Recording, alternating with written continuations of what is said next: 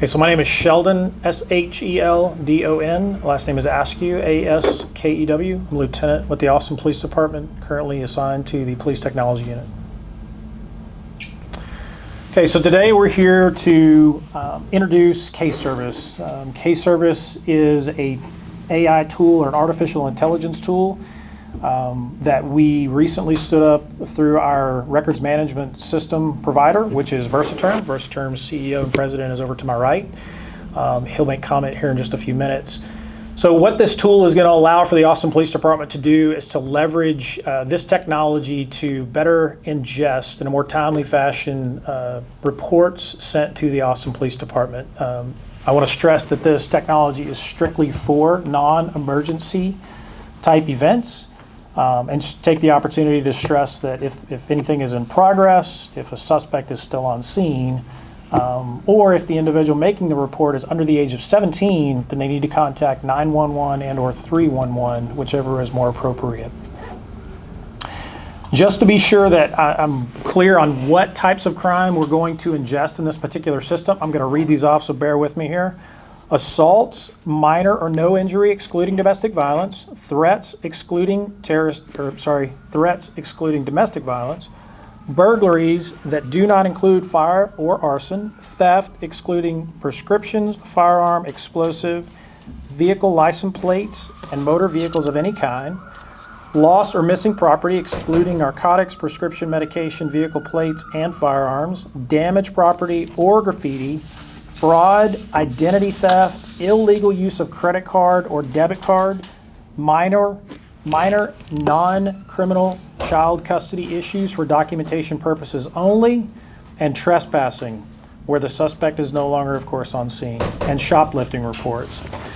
What this is going to do is, it again is going to allow us to provide better customer service, right? The Austin Police Department is constantly evaluating ways, technology included, to improve our ability to serve our customer base. And we truly believe that this is going to dramatically decrease the period of time it takes for a citizen to make a report and for it to be ingested into our system. Before Mr. Loomis comes up to make comment, I just want to highlight the fact that Austin Police Department has had iReport for quite some time. iReportaustin.com is the actual address. When citizens go to this particular page, they'll see instructions in English, and below that, they're going to see instructions in Spanish. It's going to summarize exactly what I just stated. And there are the title codes in which will be ingested. Below that is instructions in Spanish, recognizing the fact that we have a large population in Austin that speaks Spanish. And above that particular Spanish portion is submit a report. When you click on submit a report, it's going to automatically take you to casenumber.com. Casenumber.com is in fact the tool that I just talked about. I'll walk through a quick demo on how this works. Can you see? I'll walk through a quick demo to show you all how this works. But I want to highlight a few things as we're doing so.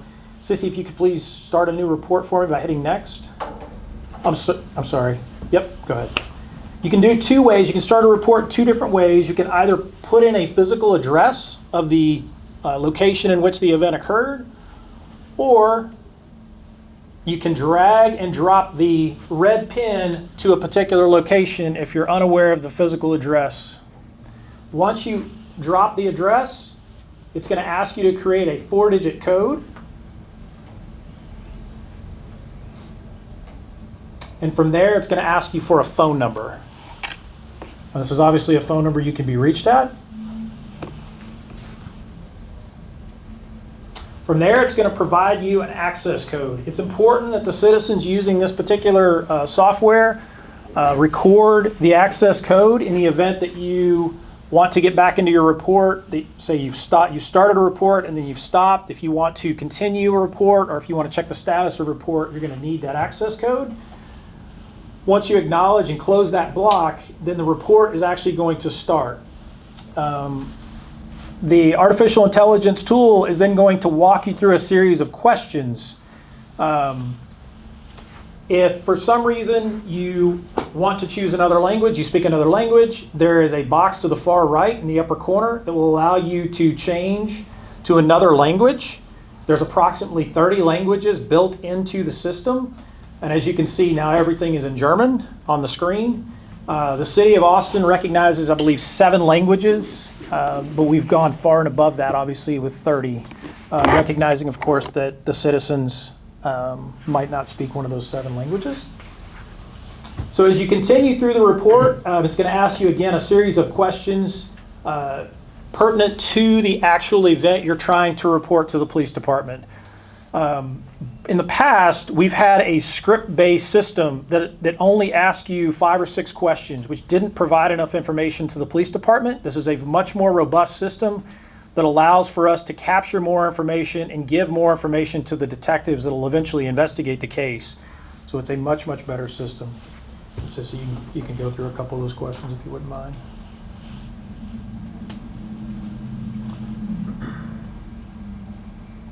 And in a few words, describe what took place. So you could type, I walked outside this morning and my vehicle's windows were broken.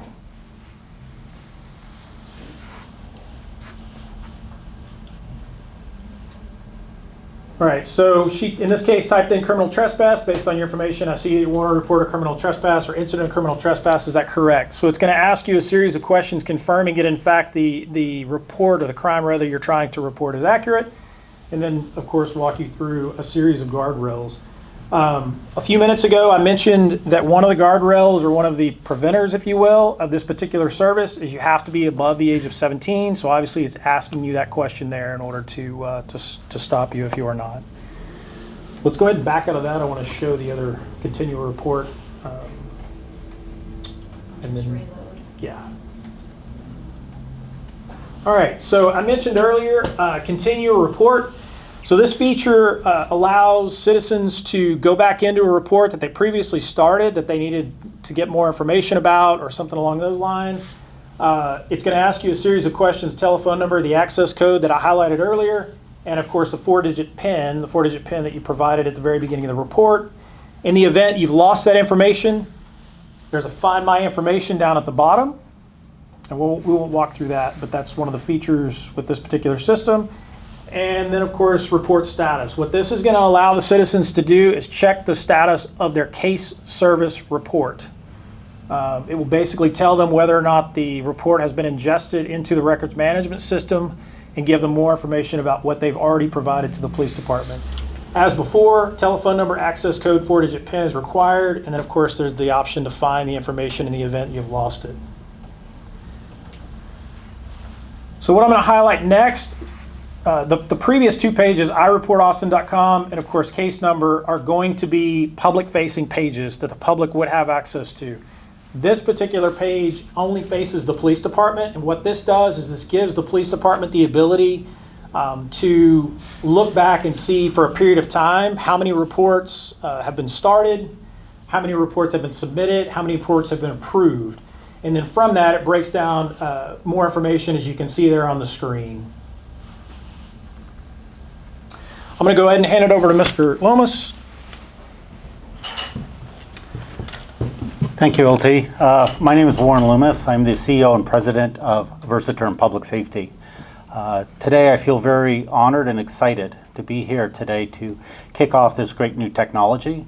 This is an incredible advancement in how police departments across North America can better serve their communities, their citizens. Versatern Public Safety has departments across North America, both large and small.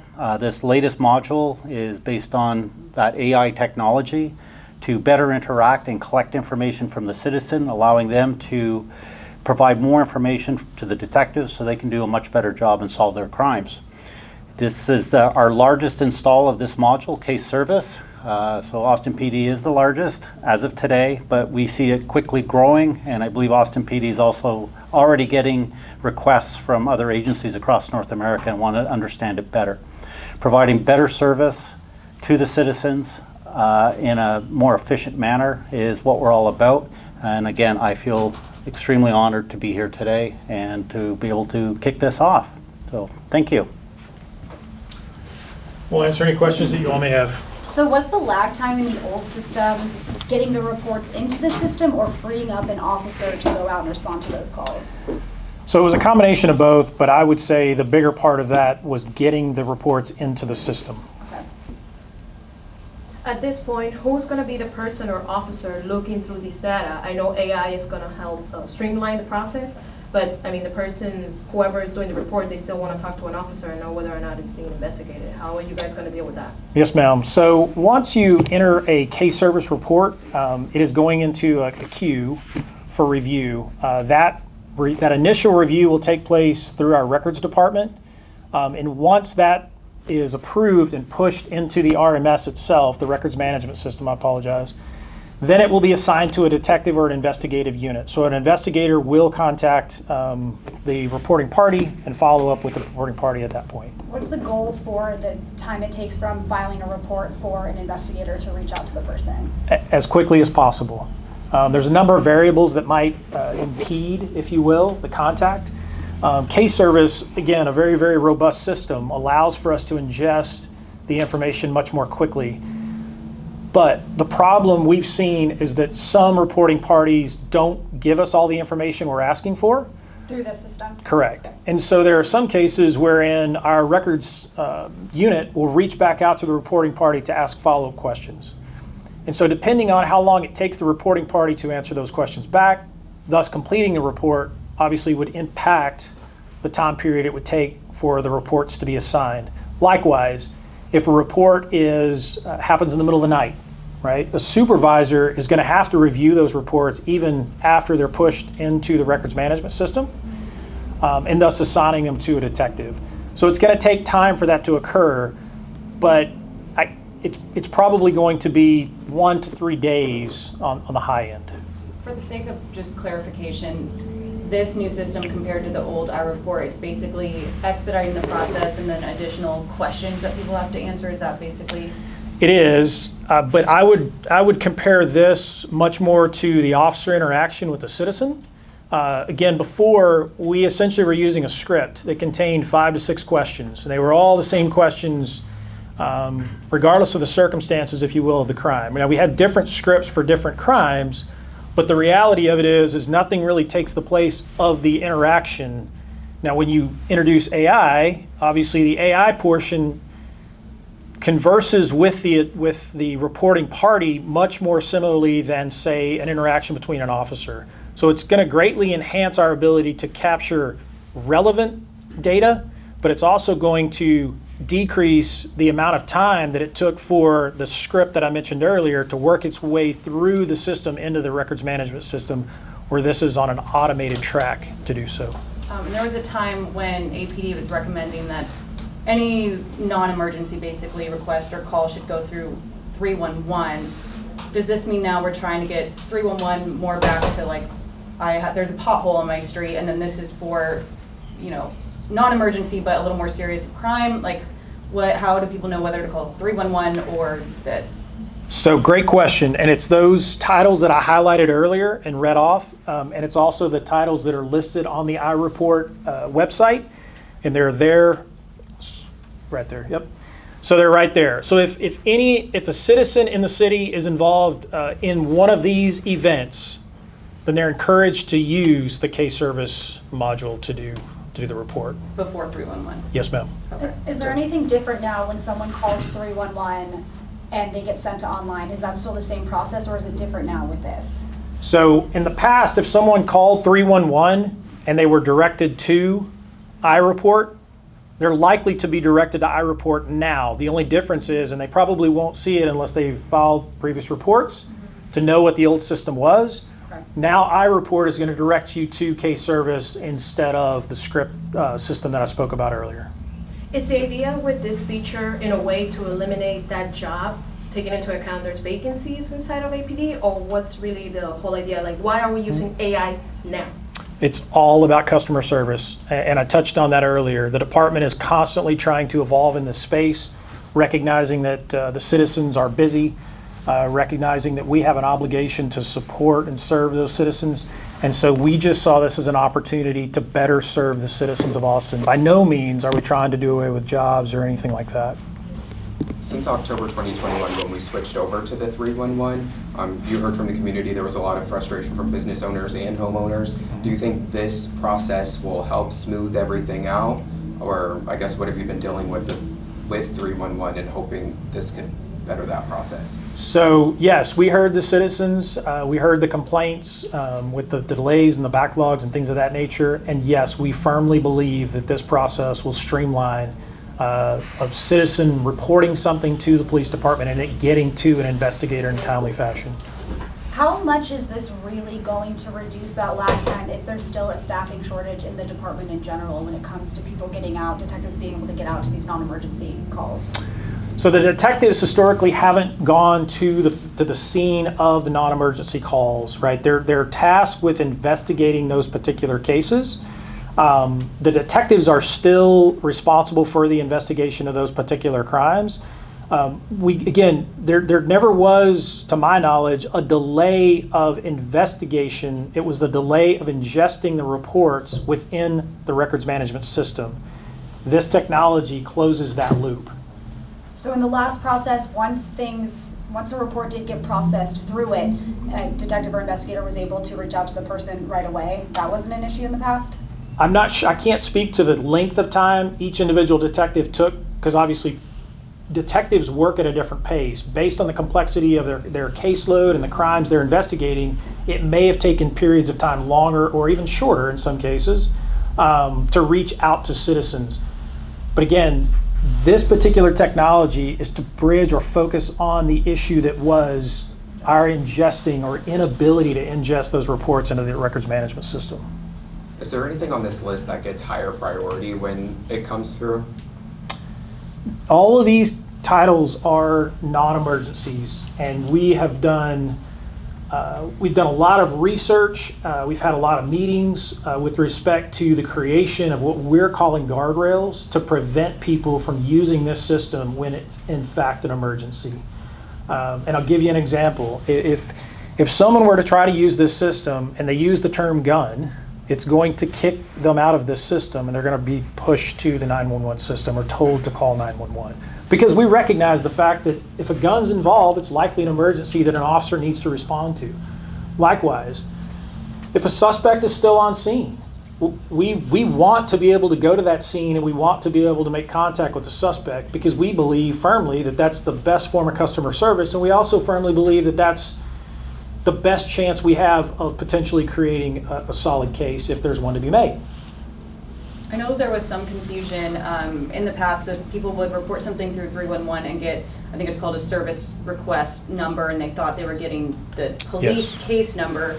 Through this, did you say that it automatically makes a police report case number? Did I hear that So when you initially file the report through case service, you are going to get a case service number. You're not going to get an Austin Police Report number.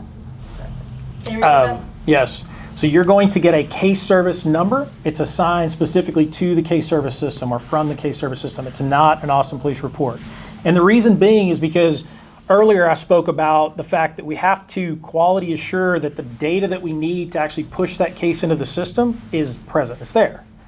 Right? In the event it's missing data and we just assign a case number, then we're essentially putting impartial or incomplete rather reports into the RMS or the records management system. And so to avoid that very issue, we put a stopgap in place to make sure that the quality is there, the information is there before the system will push the actual case number. But once it is pushed, and again, that's an automated process, the reporting party will then get an Austin Police Department number, case number. I know it's only been launched for a week, but is there any data yet to show how quickly it's moving? Can you go back to that?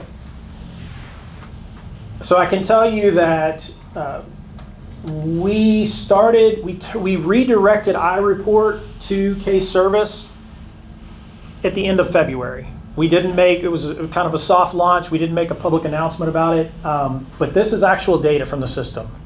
And so you can already see that there are 2,129 reports that are started in the system. And that means someone has gotten in. The one we just demoed for you is now in the system. From there, you go to the next block, and those are 1,217 reports submitted. So they're complete. They're in that process where they have to be quality assured reviewed. From those, you get 692 reports that have actually pushed to the records management system. And then from that, obviously this data, we can break down how many reports were deleted, how many reports were denied, and so on and so forth in the center column. Why would one get denied? So the reports are denied in the event that they hit one of the guardrails I spoke about earlier. So if someone is under the age of 17, as an example, they would be pushed. Sorry, can you clarify again the 1217? Last versus question, please. The 692? The 692 is reports approved. Those have been pushed from case service into the record management system. Okay, and then 1217 was the what was that number? Those are the reports that have been submitted to case service that are in a quality assurance, essentially, position at that point. As of now, is there an idea as to whom is doing this, who is using this feature more? Any specific area in Austin, north side, south side? I can't give you that data now, but I hope to be able to provide or shed light on that at a later time. All right, guys, thank you for coming out. Appreciate it.